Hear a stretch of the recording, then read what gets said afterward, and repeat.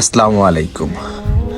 এরকম করে আমার 5 বছরের ক্যারিয়ারটা ধ্বংস হয়ে যাবে আমি কখনো ভাবতেও পারিনি। আমি মুসলিম পরিবারের সন্তান, আমি কখনো এরকম কাজ করতে পারবো না। এরকম টোটালি এটা যে পিকচারটা দেখেছেন সম্পূর্ণ ভুল।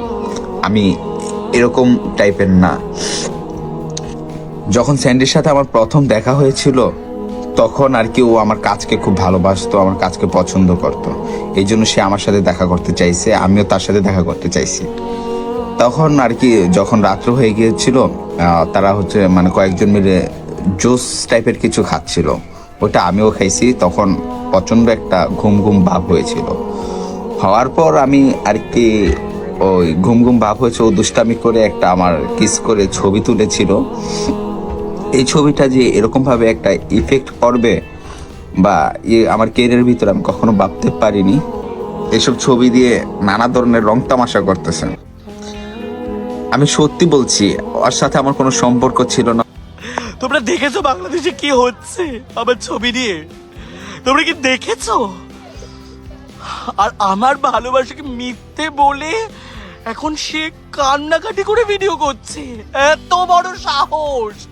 আমার সাথে পুরো ছলনা করা হয়েছে, আমাকে ধোকা দেওয়া হয়েছে। আমি বিচার চাইছি গাইজ, আমি বিচার চাইছি। আসসালামু আলাইকুম বন্ধুগণ, বর্তমানে আমরা কোন যুগে বসবাস করছি সেটা আপনি নিশ্চয় ভালোভাবেই বুঝতে পারছেন। আমার মনে হয় আমরা ব্রিটিশদের হাত থেকে মুক্তি পাইনি, বরং ব্রিটিশরা আমাদের হাত থেকে মুক্তি পেয়েছে।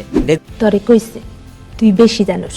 দেখুন, বর্তমানে যুগটি হচ্ছে ইন্টারনেটের যুগ। পৃথিবীর প্রায় সকল মানুষই ইন্টারনেটের সাথে যুক্ত। আর এই ইন্টারনেট কিভাবে ব্যবহার করতে হয় সেটা না জানার কারণে টিকটক, ফেসবুক, ইউটিউব ইত্যাদি সোশ্যাল সাইটের আনাচে কানাচে যারা ভাইরাল হওয়ার ধান্দায় বিভিন্নভাবে ভিউ টোকাচ্ছে। আর এগুলো অবশ্যই ইন্ডিয়া এবং বাংলাদেশে বেশি দেখা মিলছে, কারণ আমরা ব্রিটিশদের মুক্তি দিয়ে স্বাধীন হয়েছি। আমাদের স্বাধীনতা আছে না? এ তো আমার থেকেও বড় শয়তান। আপনি একটু কল্পনা করেন যে কোনোভাবে যদি পাবনার পাগলাগারদের প্রত্যেকটি দরজা খুলে যায় আর পাগলেরা বাহিরে বেরিয়ে আসে, তাহলে রাস্তাঘাটে বা বিভিন্ন জায়গায় তারা কি করে বেড়াবে? নিশ্চয় অনুমান করতে পারছেন কি ঘটতে পারে। ঠিক একই দৃশ্য দেখতে পাবেন টিকটক নামক একটি পাগলাগারদে, যেখানে পাগলদের সংখ্যা এতই বেশি যে কোনো একজন সাধারণ মানুষ যদি ভুলক্রমেও সাইন ইন করে ভিতরে প্রবেশ করে, তাহলে কিছু মুহূর্তের মধ্যে সেও পাগল হয়ে যাবে। বিশ্বাস করেন ভাই। আর হ্যাঁ, ঠিক তাই হয়েছে। টিকটক নামক এই পাগলাগারদ থেকে কিছু ভয়ঙ্কর আর অদ্ভুত ধরনের পাগল ইউটিউব, ফেসবুক, ইনস্টাগ্রাম সহ বিভিন্ন জায়গায় ছড়িয়ে পড়েছে। তারা এখানে এসে এমন ধরনের পাগলামো আর ছাগলামো শুরু করেছে যা তাদের টিকটক নামক পাগলাগারদেও করতো না। আর এটাকে তারা কন্টেন্ট বলছে, কন্টেন্ট।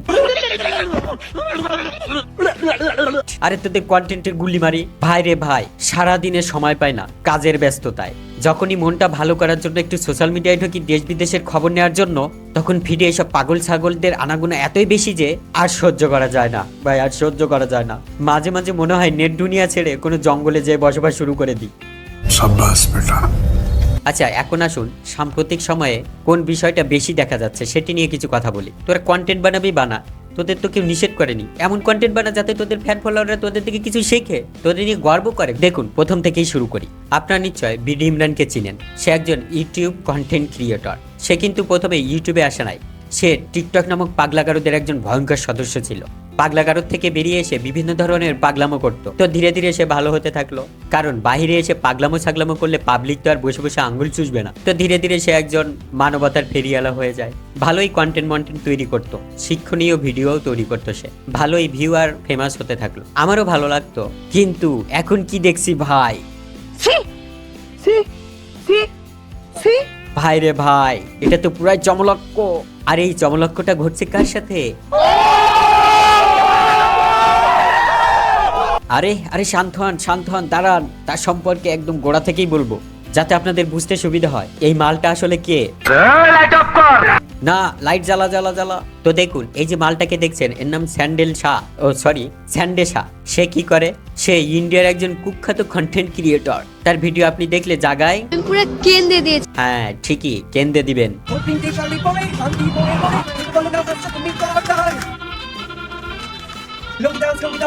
Oh my god! কি সুন্দর তাবড়া!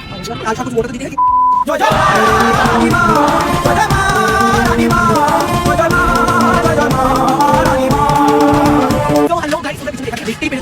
আমি for the first time চলে এসেছি শান্তিপুর, এবং শান্তিপুরের সবথেকে বিখ্যাত শাড়ি। তো আমি শান্তিপুরে চলে এসেছি শুরু করে কারো শান্তি করে পুরো শান্তি করে গেছে আমাকে ছেড়ে যাবা দিলে ভীষণ ভয় লাগছে কিন্তু তাও আমি সেই 20 নিয়ে শুরু করে শান্তি দেবো এটা শুনেছি আমাকে কিন্তু ফেমাস শাড়ি দোকান সেইখানে ঢুকে পড়ি এইভাবে তো যাওয়া যায় এখানে প্রথমে শান্তি করে ফেমাস যেটা শাড়ি দোকান কিন্তু আমি এসেছি কোন প্ল্যাটফর্মে আছে আমি আবার ফাইনালি শান্তি পাবো আমি না চাইতে পারছি এই ইউটিউবার সানডে সাহায্যই করো কোনো আতো শুধু তাই নয় জরিমানা করা হয়েছে বলে জানিয়েছেন সানি তো যাওয়ার আগে আমি আবার সুন্দর একটা নাচ দেখে তারপরে আমি এখানে যাবো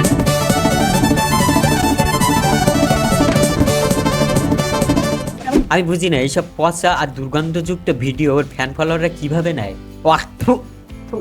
আমি কাল যখন ওর এইসব ভিডিও দেখছিলাম তখন ওর এইসব ভিডিও দেখে আমার পুরো বমি হওয়ার মতো অবস্থা হয়েছিল। তো আসল কাহিনীতে ফিরি, তার আগে আপনি ওর আবদারটা দেখুন, কি আবদারটা করেছে ও। আমাকে বিচার দিতে হবে।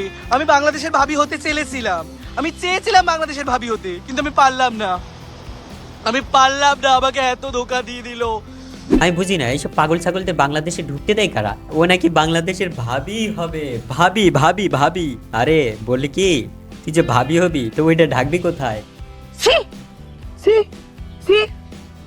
আরে এই তুই যদি বাংলাদেশের ভাবি হোস তাহলে বিডি ইমরান তো পুরা প্রেগনেন্ট হয়ে যাবে রে। তো যাই হোক, এখন আপনারাই বলুন এদেরকে আসলে কি করা উচিত। একটা সৎ পরামর্শ দিয়ে সাবস্ক্রাইব বাটনে হিট করে পালিয়ে যান, কারণ এই জায়গাটা আপনার জন্য সেফ জায়গা না। কখন না জানি কোনো পাগল ছাগলের পাল্লায় পড়ে আপনিও পাগল হয়ে যান।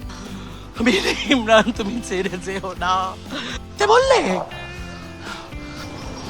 আমার ভালোবাসাকে তুমি মিথ্যে বললে?